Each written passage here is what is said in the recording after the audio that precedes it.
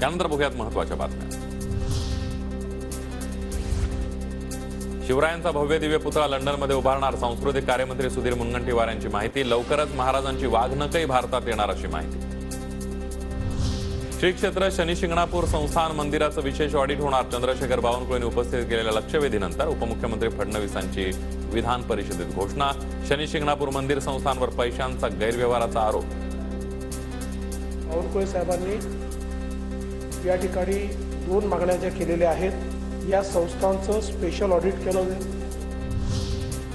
सुषमा अंधारे आणि रवींद्र धंगेकरांविरोधात प्रवीण दरेकरांचा हक्कभंगाचा प्रस्ताव। अंधारे नेहमीच बेजबाबदारपणे वक्तव्य करतात, प्रवीण दरेकरांचा आरोप। तर अंधारेंनी दिलगिरीचं लेखी पत्र 8 दिवसात द्यावं, नीलम गोऱ्हेंची सूचना। सुषमा अंधारे पण माहिती न घेता त्या आता एक नेते आहेत, उपनेत्या की काय शिवसेनेच्या उद्धव उभाटाच्या, तर त्या पण अशा कसं बेजबाबदार बोलू शकतात। माझी या सभागृहाच्या माध्यमातून विनंती आहे की सुषमा अंधारेवर हक्कभंग आणण्याची आम्हाला परवानगी द्या। रायगड जिल्ह्यातील 112 गावांमध्ये तिसरी मुंबई वसवली जाणार।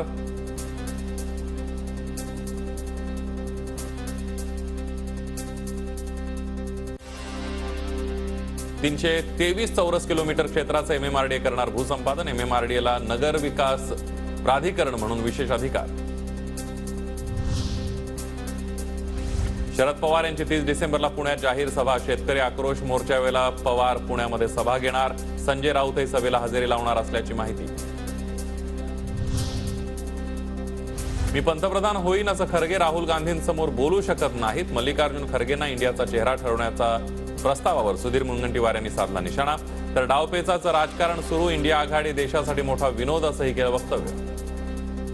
इंडिया अलायन्स म्हणजे हा आमच्या देशासाठीच एक मोठा जोक आहे। त्यांनाही माहिती आहे की मल्लिकार्जुन खरगे हे राहुल गांधीजींच्या समोर मी पंतप्रधान होईल असं म्हणू शकतात का? सोलार इंडस्ट्रीज मधील स्फोटाची DRDOचे तज्ञ करणार तपास। स्फोटामध्ये 6 महिलांसह 9 कामगारांचा मृत्यू। कंपनी परिसरातील CCTVच्या हार्ड डिस्क पोलिसांच्या ताब्यात।